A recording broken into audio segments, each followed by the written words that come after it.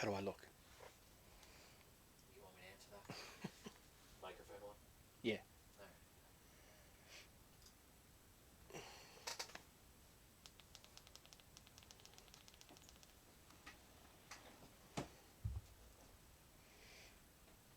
Where's the Nor-vise logo?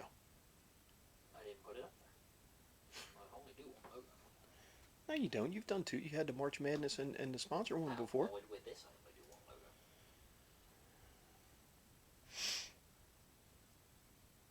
Nobody's on. Not yet. Yeah, James R. Bass. What's up, James?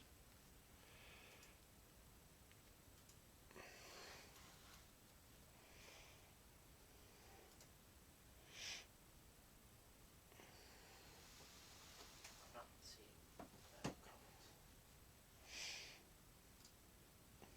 I can't.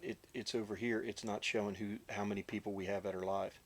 25. Yeah, it's gone. Like for some reason on the iPad, it just disappeared like 2 or 3 times ago. I don't know what the heck was what was up. And I can see the comments on Yeah. the phone, and I'm not seeing the comments on live.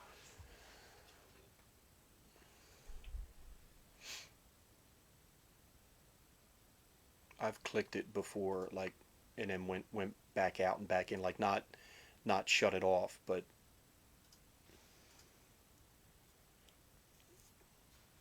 hey Jody, what's up? Hey Jim Bensinger, what's up, Jim? Yeah, I guess I'll have to monitor comments from my phone because this is. Yeah. Hey Colin, what's happening?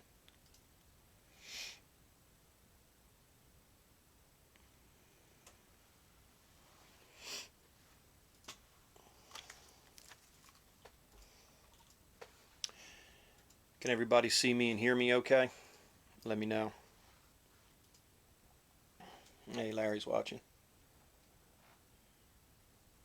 Windy, cold northwest Montana. It was about, I don't know, 65, 70 degrees here today. I've got flip flops and shorts on. Yeah.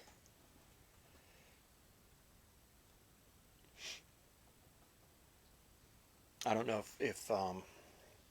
if Casey will be on. That they were going for a hike in I forget where she told me they were going. Yes, sir. Sounds and looks great. Hey, Kevin, what's up, bud? Looks and sounds great. Okay, cool. Alright, it's 7 o'clock. I better go. How many people are on live? 43. 43. All right. But given everything, that's not. Yeah. So it's time to go. What, are you in a hurry or something? No, but the longer you sit around and talk, typically numbers go down. No. So They don't go down. People love to hear me talk. Sounds good and looks I good. don't count as people, do I? Loud and clear. No, you don't count as people. Alright, 'cause I had enough of it. What's up, Brian? Who? Brian Davenport. Hey, what's up, Brian? Yeah, see, just give it a couple more minutes for people to get on. It's only 7:01. 7 o'clock, AIS. Yeah. I think they know what that means. Sounds good. Switch to the little camera, the close camera for a second. All right, guys, how's that look, the other camera? Just let us know before we get started.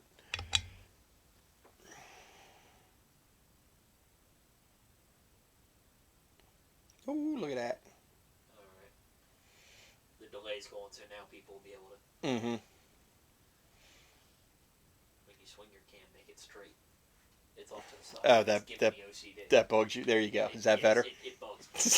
Alright, they can hear it. I'm going back to the regular. All right. So you can give your lecture. All right. Or whatever it is you do. Give my lecture. It's only 7:02. Hell, half the people aren't even signed on now. The guys that are doing lives by now. We're still in a good mood from yesterday. Yeah. Yeah. Right. I think we're still riding that high. I don't know. I was feeling kind of rough this morning. I don't know. I don't know what it was. All right, guys. Ed, Brian, and I will go next time. You don't have to worry about No, it's all right. that. All right. I'm looking forward to seeing what you have in mind for tonight. Okay, Mr. Beans. How about this? Everybody's going, ooh, what's that? Those of you who look at Instagram a lot know what that is. So, is someone jealous they are not behind the camera?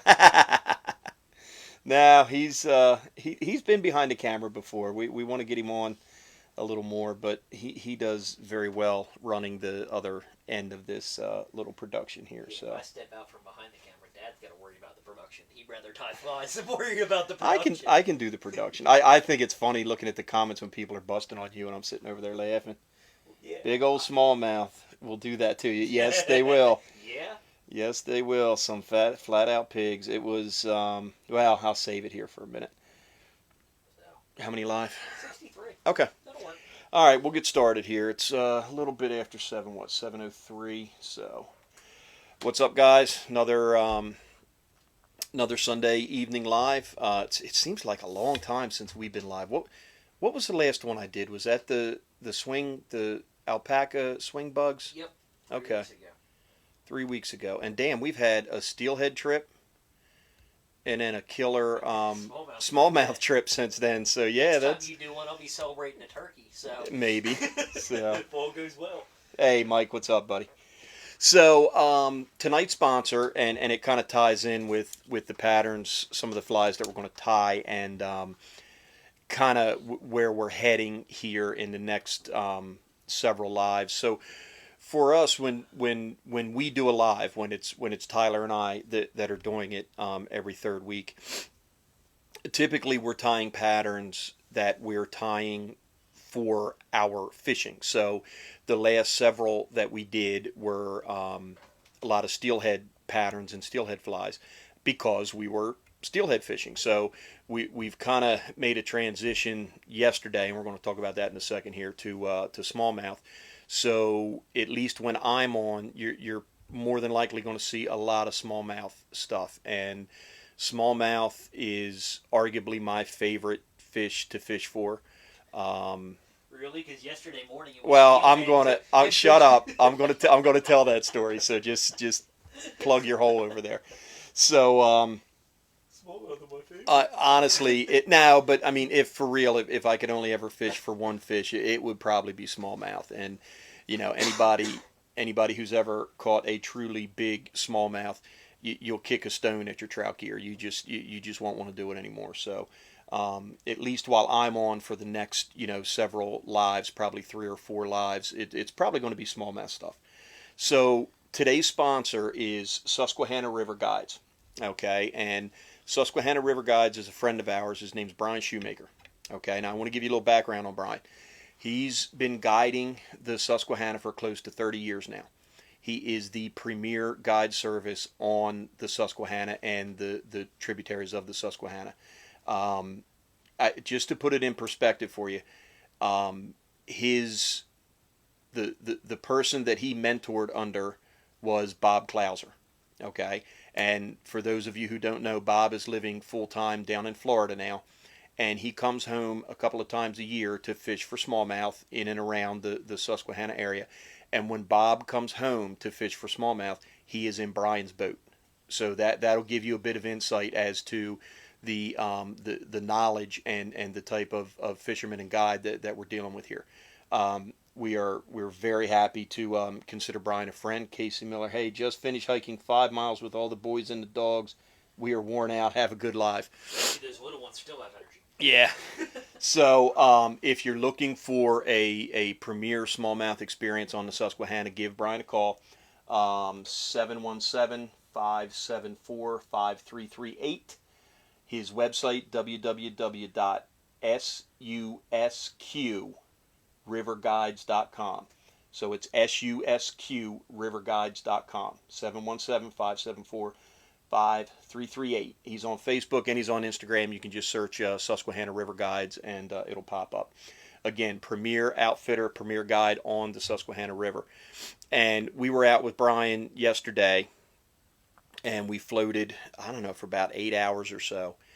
And it was the single best day of smallmouth fishing that I have ever been involved in. And I've been chasing smallmouth for close to 30 years. We boated, I don't know how many, 12, 14-inch fish, three 20-inch fish. Okay. 2 18-inch fish. 3 16-inch fish and 4 12-inch fish. There you go. So the 12-inch fit, like I don't even care about them. They just look like they swallowed baseballs. Yeah, and I'm going to do a blog post on it, and some of the pictures are up. Actually, for this event, we use some of the pictures, but they're just, I mean, these are 18 to 20-inch footballs.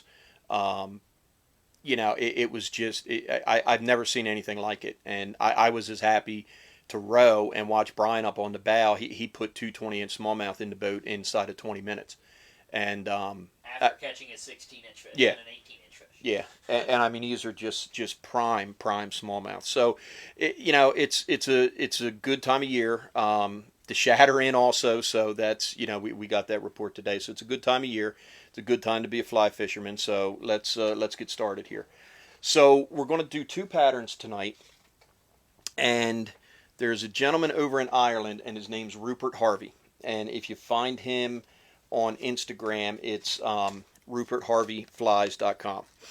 And I don't know how we stumbled across him, but we did. And he's been tying on a Nor-vise for a very long time. He is a fantastic tyer. And as soon as we saw him, and as soon as we saw the stuff that he was doing, the first thing we did was sign him to a contract. So he's now a Nor-vise team member. And he's got some really, really cool techniques that he uses when he's tying it, and one of them is this little thing here. And if you guys have watched any of the videos, you'll know what this is. We're going to use it, and I'm going to explain to you how to use it. We are going to offer this as a product. I've already sent this to the people that make the springs for us, and they're getting ready to duplicate it. So, but the first pattern we're going to tie is a killer smallmouth fly, and it's a pattern that we've used a lot in the past, more so for stripers than for smallmouth. I have used it for smallmouth a while ago, and I kind of got away from it. And then when I saw the things that Rupert was doing, it kind of brought me back. So we've tied up a few, and they are it's a fantastic pattern. It's a very easy pattern to tie. Very quick pattern to tie. It has great motion in the water, and it's a Bob Popovic's pattern. It's called a Semperfly, and I'm going to show you how to do it. I'm going to show you how to do it a little bit different to get, in my opinion, a bit of a better look to the fly. So let's get started. So this is a 1/0 Gamakatsu B10S in here. I'm using the new pointed jaws, which the pointed jaws. Oh, that brings me to another thing. Vices are back up on the website. I believe at this point everything is back up on the website with the exception of the shank jaw. It's going to be about another 3 weeks before we have those in, but the vices are back up on the site. So if you've been waiting to order one, please feel free to order away. All right, so we're going to tie on. This is Vivus 6/0 Ultra Thread or Super Thread or whatever they call it. Now, with this B10S, it's a stinger hook.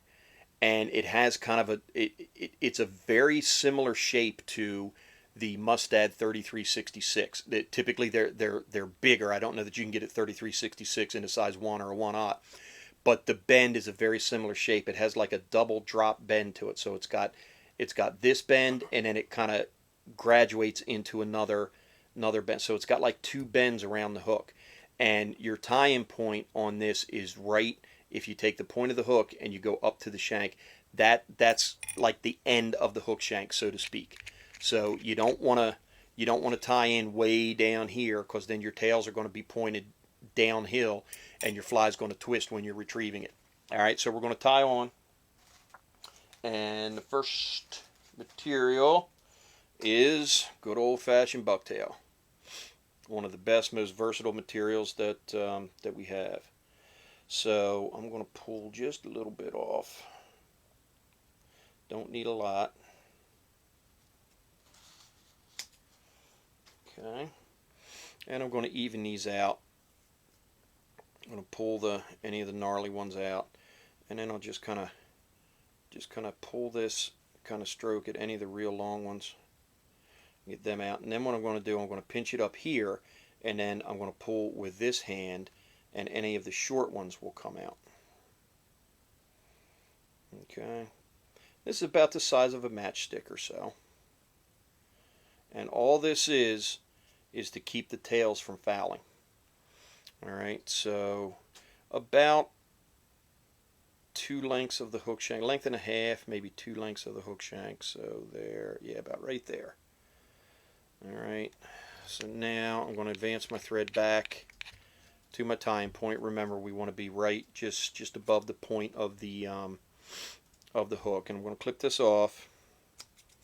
Okay, and I'm going to take a couple of fairly loose wraps. And now what I want to do, I want to distribute this stuff 360 degrees around the shank of the hook. So I don't have a lot of thread pressure on here, so I'm not going to let go with my left hand, or what we call my material hand, but I'm going to take my thumb and I'm just going to push this down, and I'm kind of smushing all these fibers around the shank of the hook. And you can see I've got 360 degree coverage on there. You do have to come in here and just kind of split it so that it goes around the shank of the hook. And then we'll just wrap that forward, and I'll get all this stuff kind of stroked back the way I want it, and wrap it back. Okay, and there you go. And all that does is prevent these tails from fouling. So the next material, good old-fashioned crystal flash. Just a couple, 3 strands or so. Back up here to the front where I tied the bucktail in. I'm going to fold this in the middle, bring it up to the top of the fly, and just wrap that in on top. This just gives just a bit of flash, just a little bit of flash underneath. I'm going to throw a half hitch. I'm going to go on my cradle.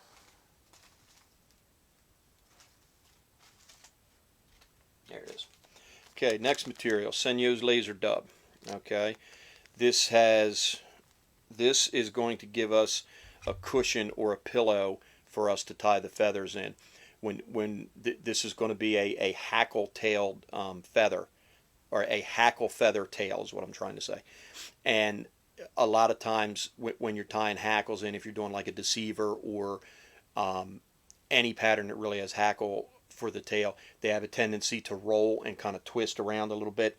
So this will help with that. So I just got a little bit of dubbing. We're going to spin the vise, touch dubbing to the thread, and I'm not really going to tighten this up. I want this to kind of be loose. I don't want it to really be packed down or tight or anything like that. And then I'm just going to cover up the butts of those deer hair with this little pillow of dubbing. And that's it. It has nothing really to do with the look of the finished fly. You can't even really see it when the fly's done. It'll just help you with this next step, tie in your hackles so that they don't roll. And if they do roll, it doesn't matter. If it was a display fly, or a fly that you were trying to sell, you probably wouldn't want that. But if it's a fishing fly, if they roll, they're still going to move. That's the beauty of hackles. They're still going to move, and they're still going to do what we want them to do. So I'm going to pluck 6 of these.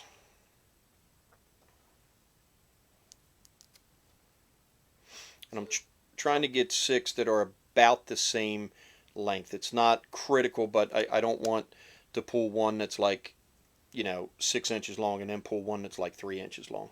So a couple questions. What's that? Can you swing these on a switch rod? Absolutely. You can swing any fly on a switch rod. At some point they want to see all the colored vices again. They asked to look at that back there, if you could put that up forward. But the board. Oh, that? Oh, okay. Yeah. Yeah, all right. Asking about the giveaway tonight. Okay. The giveaway, we're going to do a trivia question tonight. So being somebody asked, I'll go ahead and do it now. As mentioned, Susquehanna River Guides, our buddy Brian Shoemaker sponsored this episode. What are we giving away? Oh, all right. I can do my job. Relax. You sure? You got Yeah. this? So, what Brian is giving away, we're going to do 3 of the gray Nor-vise T-shirts. Okay, and the trivia question, and we'll announce it tomorrow because of the delay. Sometimes it's when people are answering, things get a little messed up. But the first 3 answers correctly that are on this live feed, you have to answer to this live feed. The first 3 answers that are correct, you're going to get a gray Norvise T-shirt. So the question is, being it's Brian is the Susquehanna River Guides, and being we were fishing the Susquehanna yesterday, give me 3 major tributaries of the Susquehanna River system. All 3 in one comment. All 3 in one comment. Comment to this live, and whoever are the first 3 that have the 3 correct answers, 3 major tributaries of the Susquehanna River system. All 3 on one comment. Comment on this live feed, and the first 3 that are correct are going to win a gray Norvise T-shirt. Any chance you'll make a Magnum hub for the shank jaws? Who asked that? Marvin Carl. Okay, it's already in process, Marvin. It is already happening. Okay, so I've got. Comments aren't coming in because people are Googling right now. Yeah, Google's. You're going to break Google. All right, so this is our hackle feather. I've got 6 of them, and all I'm going to do, this fuzzy stuff off the bottom, I'm just going to pull that off, and I'm going to do that to all 6 of them. Now, we're not going to use this whole length of feather, but again, this is another technique that will help hopefully help prevent these things from rolling around. And like I said, if they roll, who cares? Tie them down and fish them. It's still going to move the way that it's supposed to. And I pulled this one, and I don't like that one because I don't like that crazy curve. So let me pull another one here. This is a good batch of hackles. Yeah, they're white. Well, no, I mean, yeah, but I mean, it's just a good quality. When it came in, I looked at it. It looked pretty good. Okay, so now we're going to put 6 of them on, and we're going to put them 360 degrees around the shank of the hook. Okay, so kind of like the bullets in a revolver, they're all the way around in a circular motion. We've had enough people answer that the 3 have definitely been done. And for the record, you can't just copy somebody else's answer because their name shows up with it. Oh, who did that? Larry Short copied Sean Maynard's answer. It says Sean Maynard and then says the 3 tributaries. Hey, get an A for effort, brother. All right. So I want these. We're going to use about, say, 3 inches of these. So remember, you can use your finger as a measuring. So each one of your joints is 1 inch long, roughly. So the first one that I tie in is going to set the length. Now, we're going to tie it in right about here, but I want to leave this stuff on because that will help to stop this thing from rolling around. So I'm going to put it on the bottom, like 1/3 or so of the hook, and I'm just going to do a loose wrap, and then I'm going to pull it tight. So I'm going to do 1 full wrap and then pull up on it to make it tight, and that will help this feather from rolling around. Now that I've got my length set on my first one, now I'm just going to take these and I'm just going to systematically put them around the shank of the hook. And again, you do a loose wrap and then you pull up in the opposite direction that you want the feather on. So if you put tension on it and you pull it down, you're going to pull the feather around, and I will guarantee you it's going to roll, and you might say bad words. And again, I'm measuring with the previous feather, and it looks pretty bad right now, but let me get everything on here, and then looks like you before you got your haircut today. Yeah, I know. My hair was bad. It was bad yesterday. If you had the hat on, it was sticking straight out. I know. It was bad. Like the mullet was trying to party, but it was too old. I haven't had a mullet since 1989, maybe. I haven't had a mullet. Yeah, well, I've got a killer mullet. My graduation picture hanging at my mom's house. I have a killer mullet. Steven Siska saying you need to see what they're catching on the Susquehanna right now. I know. Well aware. I'm aware. We took place in it. We part in did. it yesterday. We took part in it yesterday, and we're going to take part in it again next weekend too. And the next weekend, and the next weekend, until this stuff stops. All this work stuff is getting in the way of my fishing. Well, we work so we can fish. So Yeah. All right. Now this is the last one. So that bucktail that's on there just kind of creates a it helps these tails from fouling. It prevents them from fouling, and it also creates some body underneath so that they're not all together. And you can see I've got 6 hackle tails, and they're spaced around the hook shank, kind of in a circular, in a 360-degree motion. And in the water, those tails, those feathers, are going to go every which direction. Now I'm just going to tie these down, tie the stems down. I'm going to lift them up, cut them all off, and I'm just going to wrap back over top of all this stuff.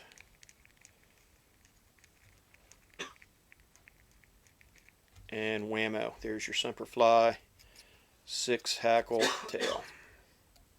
Okay, now with the original pattern, and this is where I think one of the things that Rupert did, which is super, super cool.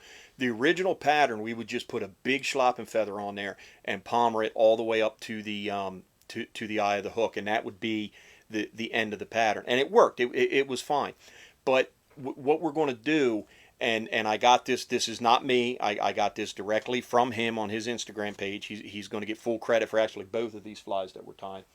I'm going to show you how to use a hen cape and how to build the taper from small to large as we move up the shank of the hook by pulling the feathers off of the hen cape. So if you look at a hen cape, the smaller feathers are typically up here near the top, and then as you go down, the feathers get bigger. This is the same way that we tie the feather game changers. You start with at the back, you use the feathers at the top, and then as you progressively go to each shank, you move down on the cape, and the feathers get bigger, and then you get a taper on it. What are you laughing about? David Radcliffe said we need to see Braden with a mullet. Yeah. You clear that with Casey, and we'll make it happen. Because I ain't clearing it with him. I think Braden's watching. I don't think Casey's watching. So, and someone finally said the Conor de Gwinnett. Conor de Gwinnett? Okay. And I said it right. You did. I'm proud of you. All right. So that's going to be our first feather. Okay. So we're just going to grab this by the tip, and we're going to stroke these fibers back. Okay. And that little... So using the hen allows you to tie smaller flies, too. Yeah. Because the schrappen is what I use for the head of feather game changers because it's bigger than any of the hen feathers. So I'm just going to take this point here, and I'm going to tie it in right at the base. Let me spin my thread a little bit. Where do we get our feathers from? Typically, Nature Spirit and Whiting are my top 2 preferences. Whiting has the best chickens in the world. So, Yeah. if you're going to buy like a strung saddle pack or something like that, or strung marabou, I get it from Nature Spirit. If we're going to get capes, I order everything direct from Whiting. Oh, no. Oh, there it is right there. It's right in front of me. Okay. So I got my feather tied on. You need to buy like 3 more. I know. Well, I had a bunch of them, but I wonder what happened. they get thrown out. And then I'm just going to take, and I'm just going to kind of fold these fibers back. Okay. And then we're just going to start, and we're going to work our way forward. Each one we're going to, and I'm not crossing over. I'm putting each wrap successively in front of the last wrap, and this is going to take probably about 4 feathers to get to the front. Okay, whammo. Told you that cape would work. Okay, so now I'm just going to take my auto bobbin, and I'm right back in and ready to tie, and I'll do 3 behind and 3 in front to lock it in. And then I'm going to come in here and I'm going to clip that stem out. And I'm just going to preen these back just a bit. Make sure I get everything kind of pointed back. That stem is right there messing with me. There, I got him. Okay, so there's our first one. Now, we pulled the first one way up here at the top. So now, as we're successively working our way up the front of the shank, we want to come down on the capes, because as you go down, the feathers get bigger. So we pulled the first one from here. I want to pull the next one about an inch or so below. So I'm going to pull it from about right in here, and I'll just fold the cape back, and I'll look for a good one, and that's a good one right there. And we'll pop him out, strip the fuzzy off. It's a nice way of using up the whole cape too, instead of having a bare area on it. Yeah, you get to use those feathers at the top, and I do think that tying them this way, I think it gives, by building this taper, it gives the tails a bit of a better action. And I mean, the tails just, the old way, the original way that Popovic's designed the fly, the tails had great action. But doing it this way, I think it's a little better, and it has to do with that, the hydraulics of the water moving around the pattern and creating the low pressure behind the fly so that the tails move. And I mean, you're going to have 10 feathers in this thing. That adds a lot of room for color combinations. Yeah, you can do, this is going to be white, and I love my go-to color for smallmouth is white. It always has been, and it probably always will be. But you could blend these. You could do a white one and a I don't know, chartreuse one. You could wrap a white and a chartreuse at the same time to get a cool kind of blended color with your feathers. There's a lot of different ways that you can go with this, and I really like patterns like this, and I love tying the new stuff too. And I'm a fly geek just like everybody else, and the latest and greatest and all that. But I like these old kind of platform type patterns where you can take the for lack of a better term, the spirit of the pattern, and then kind of play around with it and do different things. So our first one was here, our second one was down here, our third one's going to be down here. So I'm going to look at down in here, and I'm going to find a good one, and that one's good there. And to the point earlier that somebody mentioned, where do we get our feathers from? If you're going to get into this type of tying, or if you're going to get into the feather game changers or something like that, do yourself a favor, spend the money and buy a good cape, because it makes all the difference in the world. A good hen cape from Whiting is $20. $20. That's it. Okay, so now you can see these feathers are getting bigger, and they're getting systematically longer as we move down the shank of the as we move down the cape from the top to the bottom. But yeah, invest in a good cape. You can do, you guys have probably heard me say this before, you can do everything right, and if you're tying with crappy materials, it may not, your finished product may not be exactly what you're looking for. And that's true for if you're spinning deer hair as well. Get the good materials. It's going to make your life a heck of a lot easier. Okay, so same thing. Just going to fold these back.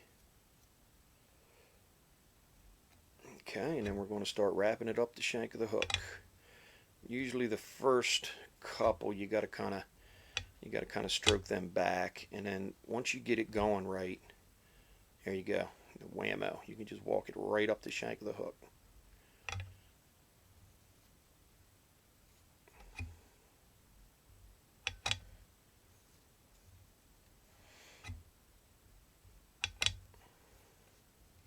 And there you go. And then you see how we're building that taper from the tail up, and it's going to get bigger. We'll probably get one more feather on here, and then once I brush it out, you'll be able to see what I'm talking about.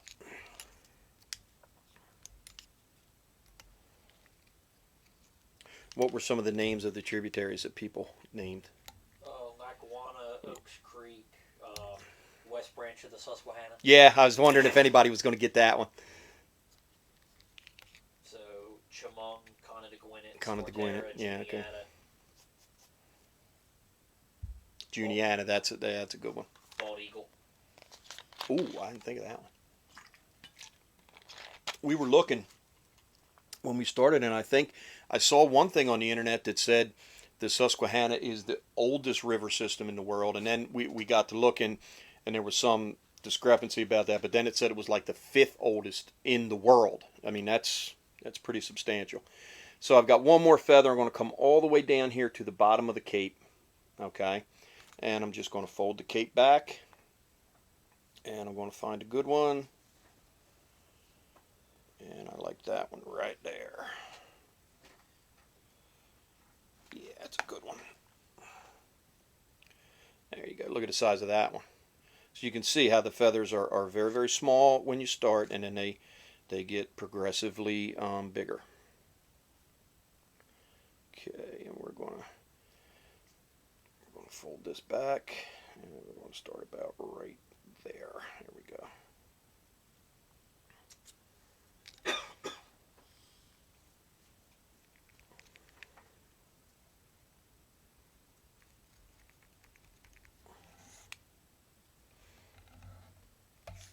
Okay, get our hackle pliers here.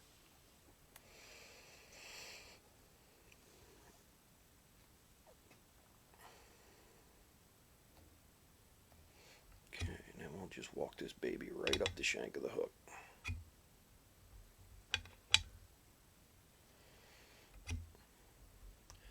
I think this fly has very similar movement to like a feather game changer. But what I like about it is you can tie it in about a third of the time. And I love the game changers. I do. I really do. I think they're fantastic flies. But they just, sometimes, I just don't have the amount of time required to sit down and tie one of them. Okay. There we go. Okay, so now...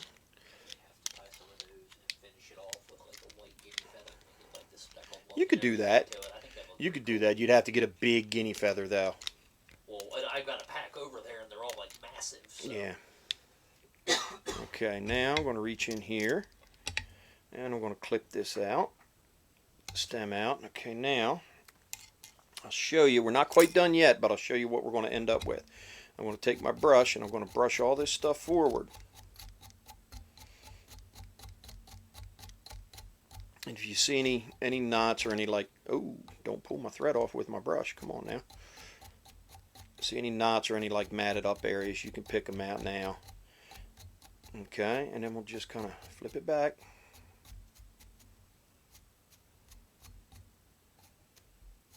And there you go. And you get that super cool taper, right? So you got your tails, and then you got your taper going up onto the feathers, and it just makes for a great pattern. Now there's one little finishing touch here. This is optional, but it does make the fly look really cool. Let me see if I can find the right size. Haha, there we go. All right.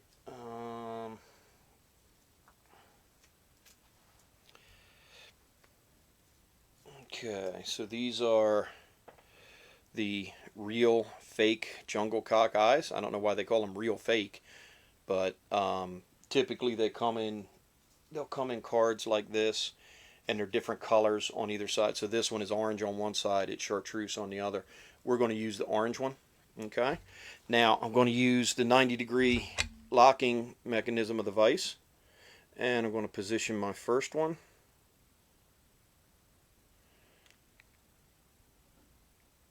And make sure that that's where I want it.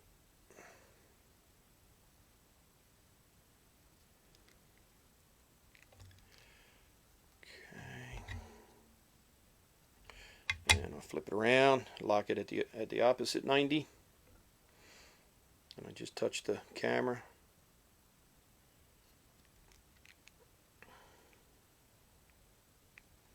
Almost like a bugger, but I'm not working. Yeah, it is. It is, and it's not hard to tie at all. So now I've got these locked in, and I'm going to fold them back, and I'll get a couple wraps in front.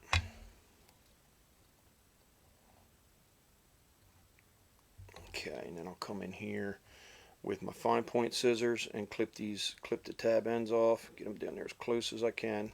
Can you tungsten bead or a cone on the front of this fly. You can do anything to it you want.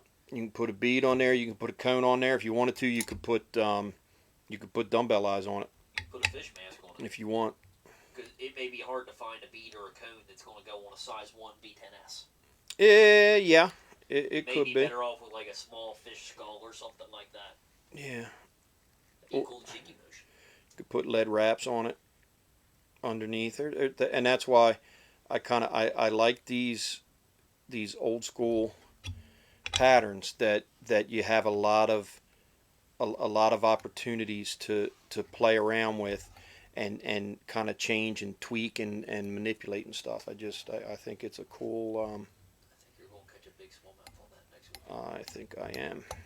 And I like the red eyes on this. I think the red really pops against the white.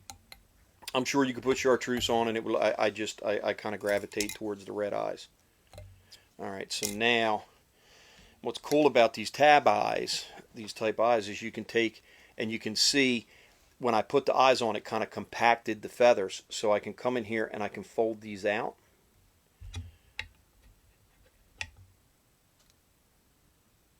Okay, so now my eyes are basically perpendicular to the shank of the hook. Now I can brush my feathers out again, right, and then just lay them back like we did, and then I can just kind of pinch the eyes back a little bit. So now I've got eyes on the pattern, but they're not flat and they're not constricting the or influencing the shape of the. Oh, that's black. I don't want black. Yeah, that's black. That could have been disastrous. I'm going to finish her off with a little Solares bone dry.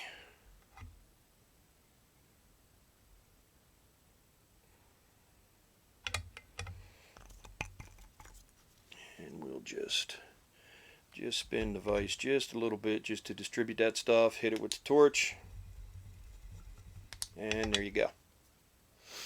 And that's our old school pattern with a new school twist.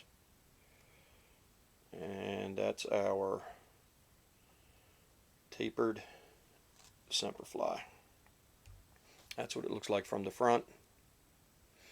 And you can see the back. Those hackles are 360 degrees around the shank of the hook, so they're going to move in every which direction. And I'm going to tell you guys, every smallmouth in the river will eat that for sure. Big camera. Big camera, yep. So there's pattern number 1. Any questions on that? I see a lot of people are watching. I'm not seeing any questions. All right. I guess I must be a good teacher. That or they fell asleep. I don't think they fell asleep. So that's the one we just did. There's the one I did in my test tie. It's not quite as good. I got a little gap there. You know what? I'm still going to fish it, but this one here is definitely better. So those two are going to go in the personal box. All right. Yeah, you can run a small rattle on it. That was James Bass. Yeah, you can absolutely run a rattle and wrap the feathers right over top of it. For sure. You could also put a rattle. You could do it in body tubing, and you could do it right off the back of the hook in the tail, and the tail feathers would circulate around the rattle, and the rattle would probably be louder that way if you did that. So yeah, that's a good point. You can absolutely do that. Looks like a good redfish fly. I've never caught a redfish, so I don't know. I'll take your word for it. It's a good anything that eats a bait fish fly. Pretty much, yeah. Yep. Okay. Well, if there's no questions, let's go right on to the second pattern. It is 7:45. So, okay, trivia question. We got the answers to. We'll announce the winners tomorrow. You'll get an email probably from Casey, and we need your shipping address and your size for your shirt and all that. Are the 6 hackles tied on each side of the hook? They're tied like around. They're tied around. They're tied 360 degrees around. So I start at the bottom, and then if you if you're familiar with like the bullets in a revolver, in the cylinder of a revolver, how they're, they're around this way. That's how the hackles are tied. It's not, they're not tied on the side like three on one side, three on the other like a deceiver. They're tied circular 360 degrees around the shank of the hook. Okay, I wanted to let you guys know we have we're working really hard to get some good content up on the blog. We've got a bunch of blog posts scheduled, so we're going to be posting something new every Wednesday. It could be talk about a fishing trip. I'm sure I'm going to blog about our smallmouth trip.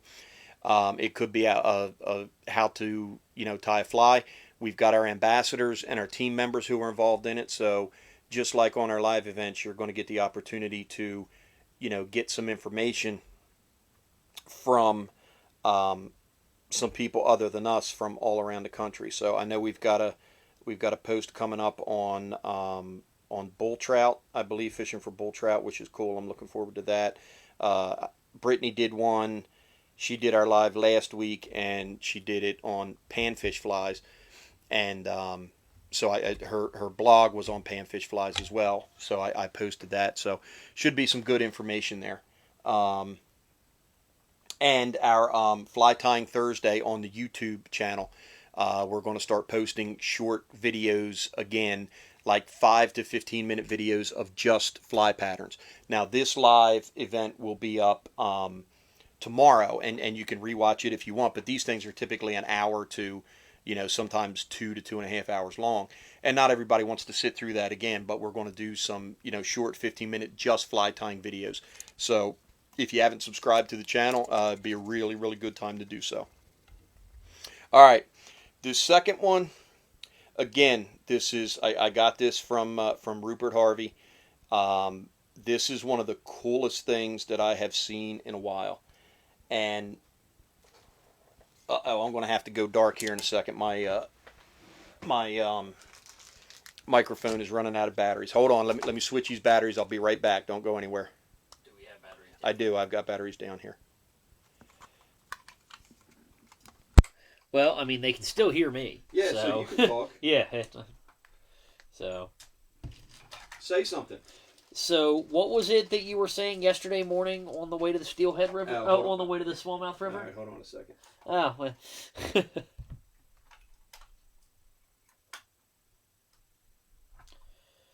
Sorry, Stephen Nimick's been texting. Oh, okay. All right, so I'm back live here. Right. I thought I had enough juice to make it through, but I didn't. So Tyler said, "What was it that what were we talking about on the way to the river?" And we were driving up. It was early in the morning, and we were talking, and we had our Smith Fly raft on the back. We were towing up to float, and he said, "Have you flipped the switch yet?" And I said, "Flip the switch from what?" And he said, "From steelhead to smallmouth." And I was like, this was our first smallmouth trip of the year, and I'm like, I still got steelhead on the brain, still got some patterns that I want to try, and some other things. I don't know if I'm quite there yet. What happened about 2 hours later when I was in the front of the boat? Well, on the way home, we were talking, and this was after Tyler landed his personal best smallmouth, which was 3 times in a row, which was an absolute pig of a fish. And I landed a big one and a couple smaller ones, and Brian landed 3 big ones. And he said, he's like, "So, have you flipped the switch yet?" And I'm like, "Oh, hell yeah, this flip is fully switched." So I hooked a 16-inch fish and brought it in, and you could see like a light flip on behind Dad's eyes. Like, all right, it's go time now. We're done. All right, so pattern number 2. Go ahead and switch cameras. Same hook. We've got a number 1 Gamakatsu B10S. Again, this is one of my favorite hooks. And this it's a pattern, but it's also it's more of a technique. And we're going to use this little thing here. Okay. And again, this came from Rupert. It came directly off his Instagram. And we have a pattern that that utilizes this. It would be tied this same way, but the way that we can tie it with this little tool is, as soon as I saw it, I'm like, yep, I know exactly where I'm going to move that, or where I'm going to use that. So this is a flash blend from an outfit called Nightmare Musky Flies. They make great brushes for tying big flies, and this is some of the it's like ultra hair and some flash material and some stuff in there. It's flashy, but it's got some rigidity to it. And I'm going to tie this in. This is going to form the tail, and it's also going to help this pattern from fouling. Okay, so that's it.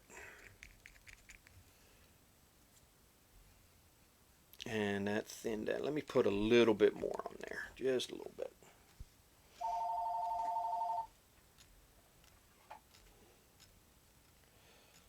That's the Norvise landline. I don't know who's calling us now. Doesn't matter. They Yeah, didn't answer. on a Sunday night. Whoever it is, if I will call you back as soon as I'm done. It's probably Google Business. It's Jane Roser. That name's popped up. Oh, that's he wants to know about shad. Yep. There we go. That's good. So remember, our tying point is above the barb. Okay, now, and again, this pattern, the pattern we've had, and it's very similar to the one that Rupert ties on the on his page, but the technique is just absolutely killer. All right, so now I'm going to go on my cradle. I'm going to get a little bit of red Sinews laser dub. And this just gives a little red accent, and I absolutely believe that predator fish, whether they're smallmouth, steelhead, muskie, or pike, I believe that they key on red. I absolutely believe that. So we're just going to spin a little bit of dubbing on here. Maybe a little bit more. And this is just going to give us a little bit of underbody or undercolor after we make the wing or the body of this fly. Okay. And I'm just going to start right back here at my tie-in point, and I'm just going to wrap this forward. And it can get a little big, a little gnarly, it doesn't matter.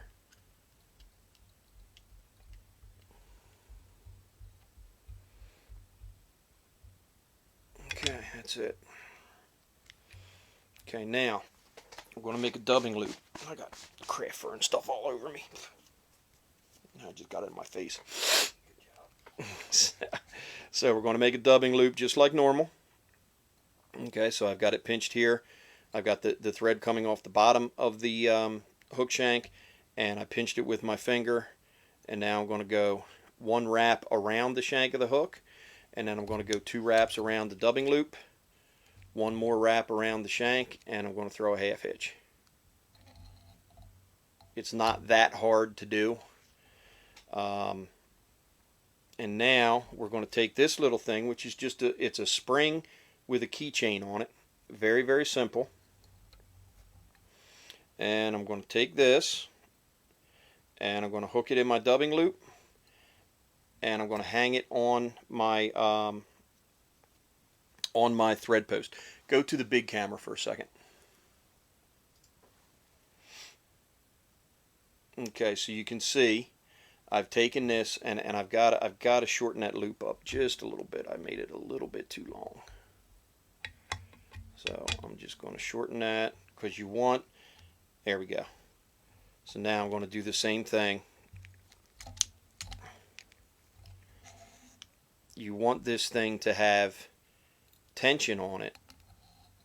So I'm just going to let my bobbin hang. Now, it's just a spring with a keychain on it. And what this is going to do, this is going to hold tension on this loop here, and I'm just going to hang it right on the thread post. Now I've kind of got like a third hand to where this is my dubbing loop right here, and you can see I can separate it, and this is where my material is going to go. Okay, but this holds tension on it, and then when I use the vise to spin it, this will expand because it's a spring, so it gets tension, and you can twist up all the material, but you don't really have to worry about your thread breaking. Okay, now I am going to use, this is, go back to the smaller camera, or the close camera, I should say. This is Loon high tack wax, and I am going to, this stuff is something else. You get it on you, and it stays with you for sure. I'm going to wax this up, and I'm actually going to split this because I want to make sure that I get both threads waxed. Okay, and then we'll set that aside. Now I've got this. This is Fairfly's. It's I call it craft fur. It's not craft fur, but it's the same basic thing. What, big fly fur? Fly fur. Yeah, big fly fur. Not big, just fly fur. Okay, fly fur, and it's good because it craft fur, a lot of times there's not a lot of taper to the ends, and it has a lot of like underfur. Even though it's a synthetic, it has a lot of underfur, and this stuff doesn't really have that much. So I'm going to cut pretty good sized hank of this off, and I'm going to cut it right down to the skin or the hide or whatever it is that they put this stuff on. Okay, I'm going to cut another one. I love craft fur. I will bet you I went a year one time, and this was when we were really hitting the stripers good, and I think every fly that I tied out of craft fur. No, it was craft fur minnows because they imitated the bait perfectly. Okay, so there's the size of the hank of material that I'm going to use.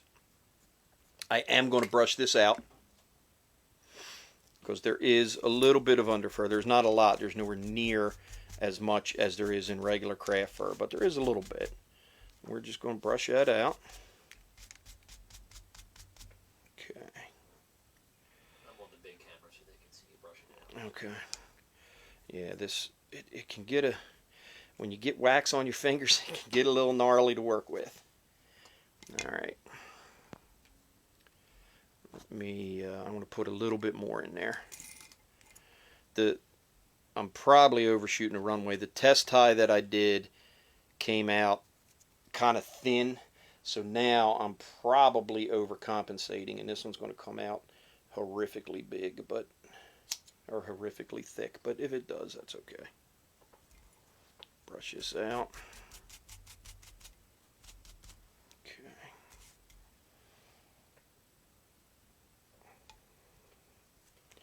All right, now check this out.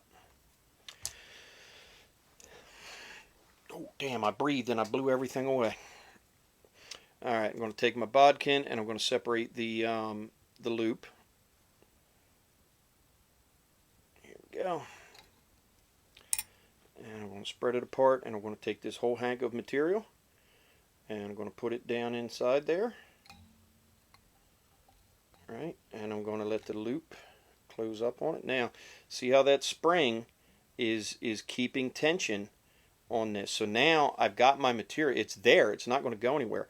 And I can take it and I can manipulate this stuff while it's in the loop. And I can slide it around and I can spread it out and make it as thick or as thin as I want. That needs to come up. That can come off. Okay, so that looks pretty good. Okay, now get off of there. Pull this down just a little bit. And you can put flash in here, you can put angel hair, you can put pretty much anything that you want. Okay, now, this is kind of cool what's getting ready to happen here. This, so you can see the thread, right? This is my dubbing loop. This from here down is going to be the wing, or it's going to be the part of the fly that veils back over the shank of the hook. This from the center of the fly, or the center of the thread up, is going to be your support, and this is what's going to support the upper wing. So you don't want to cut this right flush with the thread, or you're not going to have any support, and your dubbing loop is going to lay flat against the hook. So you want to give yourself a little bit of material sticking out of the top side, which that looks good. Then you can come in here with your scissors, and just to even them up, see how that spring is holding tension on that, so this stuff doesn't move around like if you're trying to do a normal loop. And I'm going to do some composite loops with this, and I'm going to incorporate the dubbing brush table with this technique. So this is a super cool thing that I learned from Instagram. Alright, so now we've got our bobbin here that we have to deal with, and I'm going to wax that,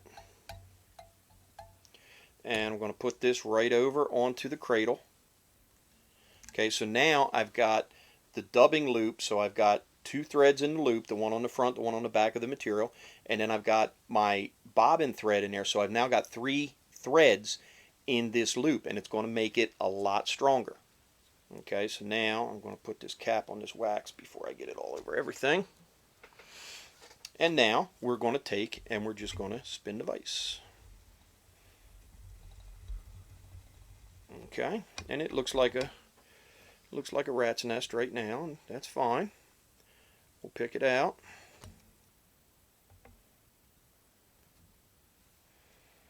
It's kind of the thing with these brushes. You don't want to spin them too much before you brush them and pick them out. Now you can see what we're cooking with here. It's starting to take shape. Okay. And we're going to spin it again. Get that stuff good and tight on there. And I'm going to take my doggy flea comb, and we'll comb it out.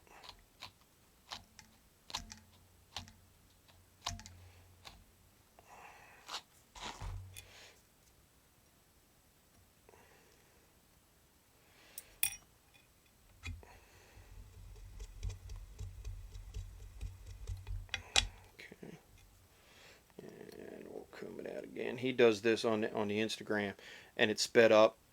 And this step takes him like 30 seconds. So just bear with it.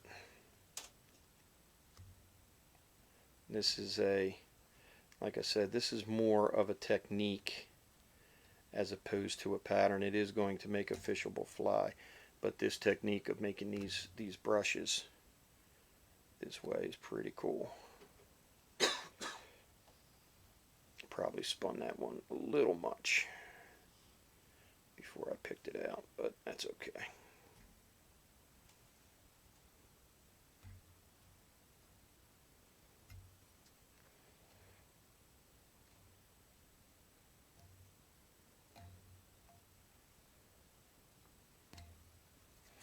Okay, and my brush. There's one little, there it goes. And you can look in here and you can see the areas that are kind of like matted up, and you can just reach in with your bodkin and pull them out.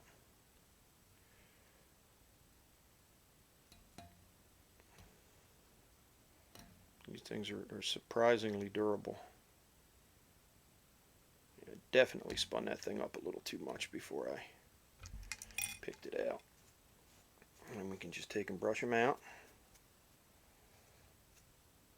This one might come out a little thin, but that's okay.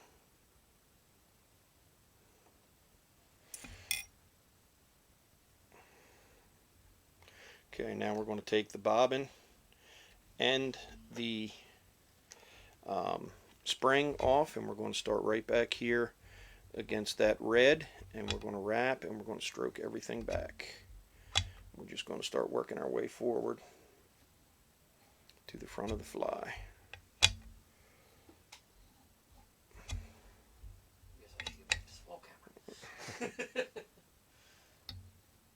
Sorry, I'm selling rods over here. Who are you selling rods to? Steven has a client that was asking about TFO rods, and Okay. tell him what we told and refer him to us. Oh, good. Then we might be doing a row with him. He wants to try out our raft because it's bigger. Hmm.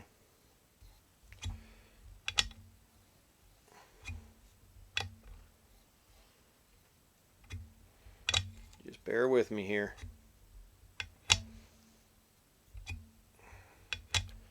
You're all looking at it like, what is going on there?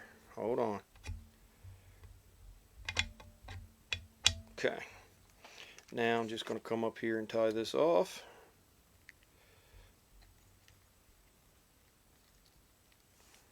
Get my little spring out. And scissors. And then we'll come in here and we'll pick this out.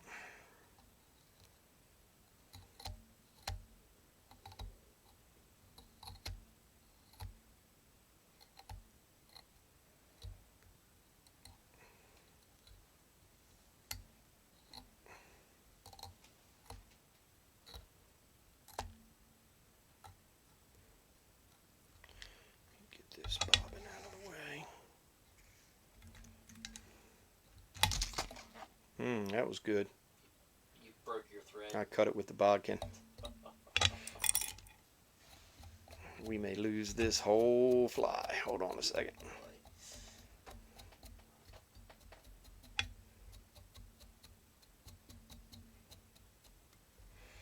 Yeah. I got a way to fix it. Hold on. You tie on, you glue it, you get a fish mask, you shove it on there, you Yeah, you solderize could. the crap out of it, and it ain't You going could. anywhere. Yep. You could. Yeah, I just lost it. When that bobbin broke, I just lost a lot of material. Hold on. I think we can save it.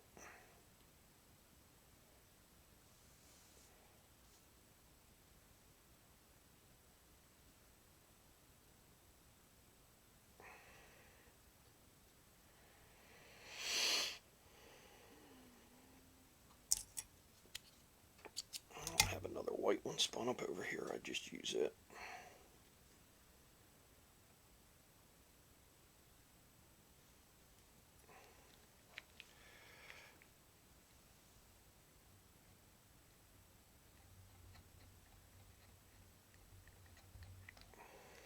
Casey called you a hot mess. Casey called you a hot mess. Yeah, this is, I'll save it, but this is definitely not my, this is not going to be my best work, but you'll get the idea, and you'll get the gist of the technique.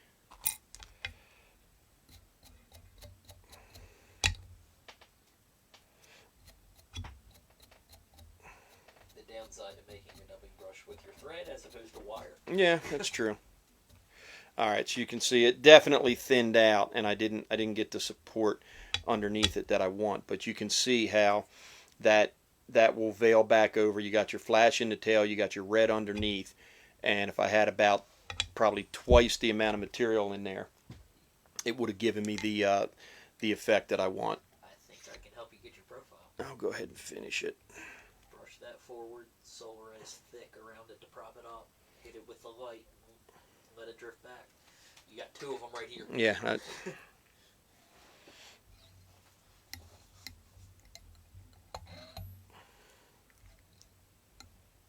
what they do for a lot of Yeah, the problem is there's not enough material. When the thread broke, a bunch of the material fell out with it, so it's going to be thin either way. Where's my other? We just say translucent, so it's Yeah. fancy. Yeah, there you go. Translucent.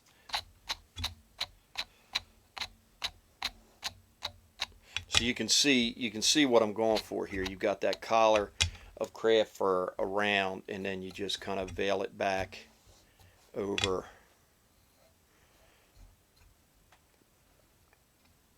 So there you can see kind of the bait fish profile with the red underneath, but that's kind of what we're going for. So, and I'm going to take that technique, and I've already got about 3 patterns that that I can use it with, and you can see up here, you can see the support underneath. That was the material that was sticking out of the top of the loop, and then this here is the material that was sticking down out of the bottom.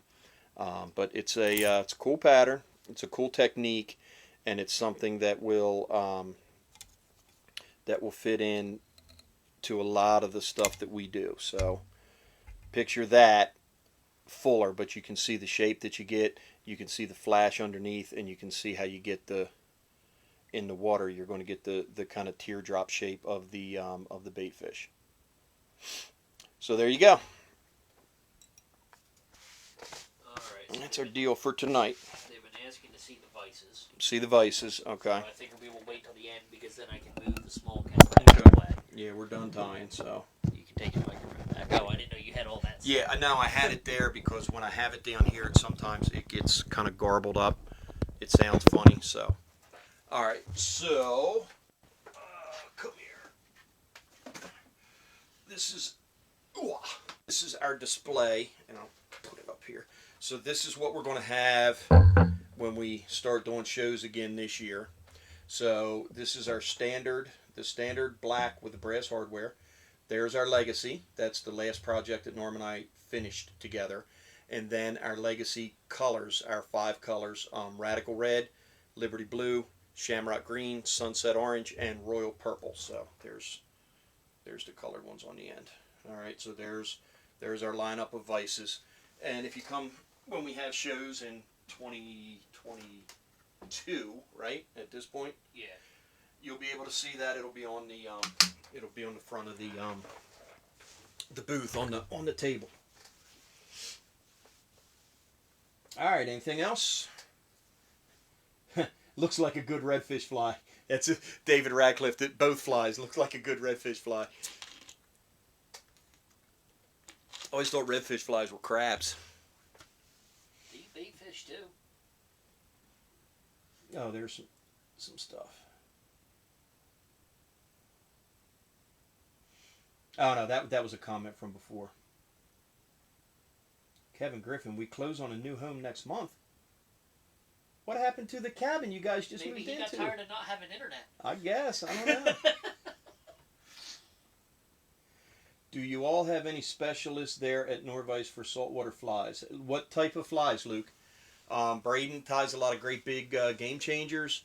Yeah, I commented underneath that with Norvise, and I said check out Braden Miller and Corey Okay. Kendrick. Corey Kendrick, on yeah. What style saltwater flies you're into. Yeah, let us know what style. Corey Kendrick, we just added him to the team. He ties a bunch of killer Quan and redfish type crab patterns. Braden does a lot of saltwater stuff. We do some saltwater stuff. So yeah, just let us know what you're looking for, and we can help you out. Anything else on here?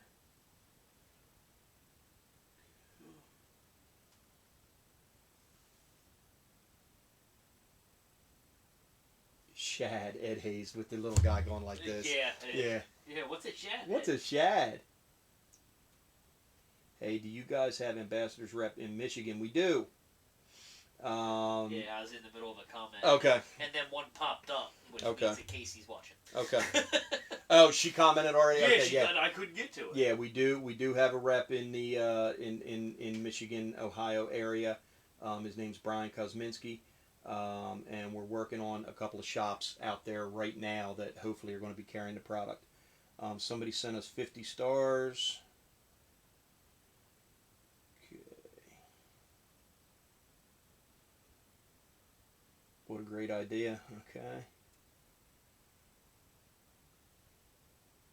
Rick, I was playing with his technique. I knew a lot of people were going to do it. As soon as I saw it, I'm like, that's a hot mess, homie. Relax. It finished okay. Yeah, if you put, I want to play with it, Rick. There's a lot of stuff that you can do. On that last one, when my thread broke, I lost some material. So it's something that that you gotta you just gotta play with and kind of perfect. But it's a solid technique, and this little doodad here makes it all worthwhile. And like I said, we are going to offer this as a product. I've already talked to the company that makes the springs for us, and I went to the hardware store and bought a bunch of different springs, and kind of settled on this one, so we're gonna lengthen it a little bit, but I want to keep the same kind of spring rate to it, and it seems to work well. So.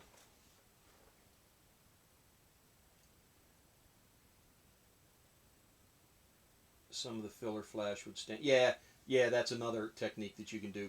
Spin a little bit of filler flash, um, and that would help prop it as well. Apparently, Jamie Pike likes purple. When do you start to sell this? Oh, James, give us give us a couple weeks. I mean, I just started playing with this technique like today or last night actually, so they'll be up there. Just bear with us. Just started to make brushes. Yeah, I love making brushes.